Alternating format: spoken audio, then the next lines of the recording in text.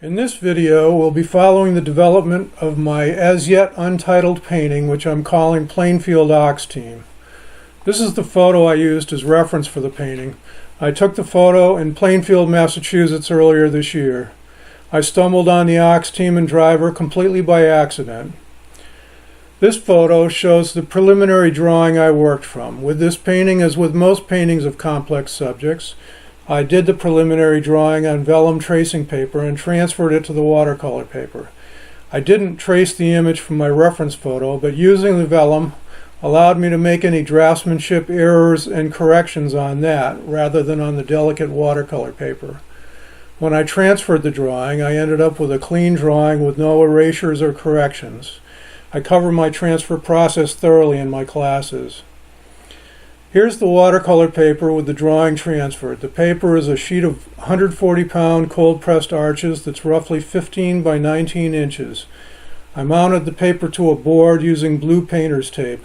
Prior to taping, I penciled a guide rectangle on the paper to tape up to so that I could be sure that the painted area was truly rectangular and a size that would lend itself to matting and framing. Here's a close-up of the drawing. The level of detail is fairly typical for one of my paintings. I draw outlines only of major shapes. I never add shading for this purpose. The handling of the Ox Team is especially typical. The lines I included represent both anatomical shapes and the edges of major areas of black coloring on the animal's hides.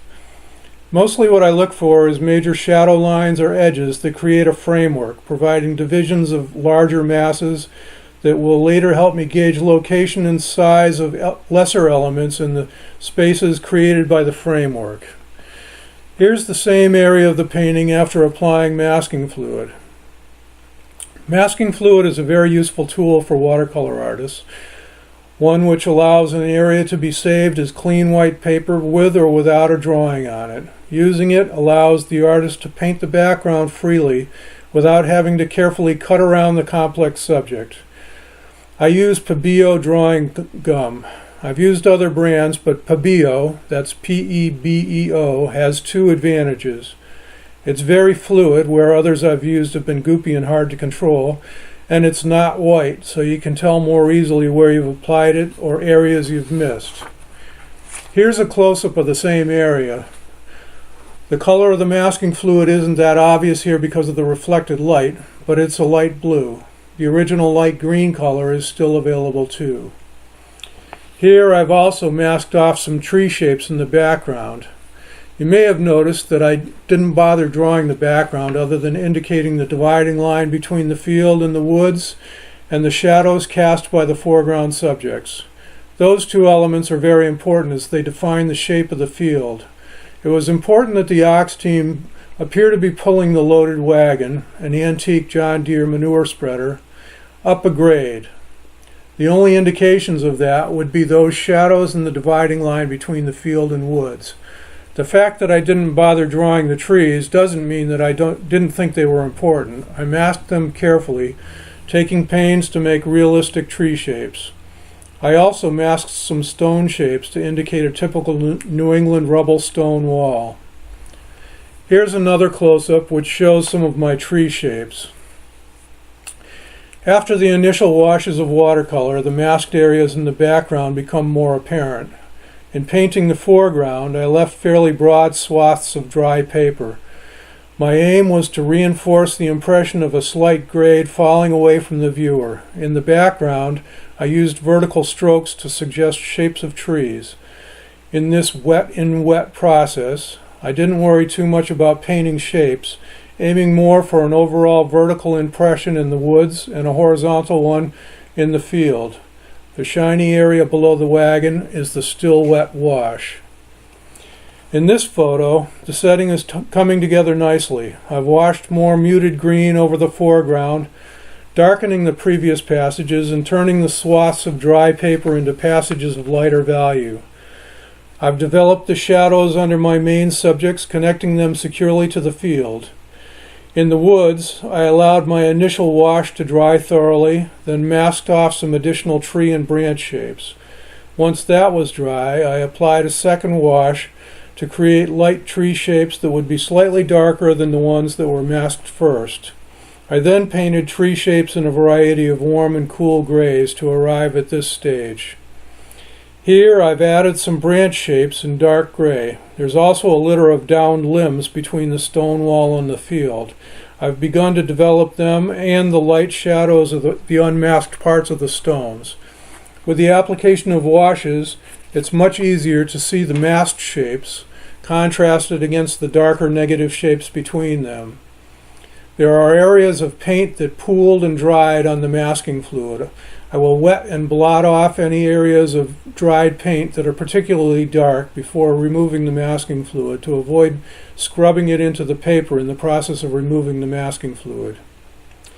Here the masking fluid has been removed. I rubbed it off using a rubber fingertip from an office supply store. To kill the overly bright white, I floated a wash of dilute gray over the woods and the stone wall, carefully painting around the foreground subjects. Notice how much whiter the foreground wagon, oxen, and driver are than the woods behind them. As you can see here, the pencil lines in the foreground subjects are much fainter now. A lot of the graphite of the original drawing came off, along with the masking fluid. I anticipated that and reinforced the important interior lines before masking to ensure that they would survive. If I hadn't, the drawing would have been entirely removed with the masking fluid, or very nearly so. Had that happened, I would have reattached my vellum preliminary drawing, registering it with the shapes. I would have then retransferred the guidelines I would need to develop my main subject. Now I'm into the main event. I began by developing the driver. There's no particular logic to the order of attack, but I know that whatever I do first will set the painting on a trajectory of either struggle or success. In this case, I knew that if I was able to render the driver to my satisfaction, making his posture look natural, capturing the complex folds of his clothing, and rendering his facial expressions convincingly, I'd be well on my way to a painting that lived up to my expectations. The small size of the painting made the task challenging. The driver is less than 4 inches tall overall, making his face about ½ an inch. The collection of tiny brushes I've accumulated for my work painting birds was invaluable for the minute details. Besides the driver, I've begun blocking in some shapes in the wagon, especially the dark ones that will help me judge values. Here I've pretty much finished the manure spreader. Notice the high-lit top edges of the box. Those were saved using careful brushwork rather than by masking. In my opinion, it's both more work and more difficult to mask thin, simple edge lines like these than to simply avoid painting them. On the other hand, the brake rod running down the side of the box and the complex spokes of the near side wheels were much easier to handle by masking them. Once the negative spaces around those elements were painted, I removed the small amount of masking fluid and shaded and modeled those details. Besides the wagon, I've begun modeling the nearer ox. On him, I've mostly ignored the local color, the black and white hair, concentrating instead on painting the effects of light and shadow, but using a light value to allow plenty of headroom for the hair color. Here I've developed the near ox pretty completely. I used the modeling I did in the previous view as a guide, deepening the shadows in the areas of black hair. The near ox has a very prominent catch light in the one eye that's visible, making it an important focal point. I subtly overstated the separation between the eye and the surrounding flesh and hair to create emphasis. I've also begun the modeling process of the second ox. The eye of the other ox is indistinguishable from the black flesh and hair around it in the reference photo. That poses a problem. I know that if I paint it as it looks in the photo, it will look like a mistake. Fortunately, I took quite a few photos of the ox team in the wagon, including some that were fairly close. I'm pretty sure I can find an alternate view that will help me paint the eye convincingly. Here's the painting after developing the second ox, making a few adjustments to the first ox and the driver, and adding some details to the yoke. With all of the major elements provisionally complete, it's time to take a break. I seldom call a painting truly done without giving myself a chance to live with it for a couple of days or so.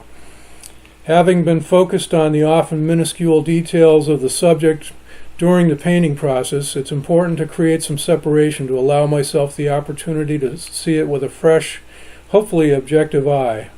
The time spent observing the painting objectively occasionally points out an error and often reveals the need for a value adjustment or two. Thank you for watching. I hope you found something in this video that will help you be a better painter.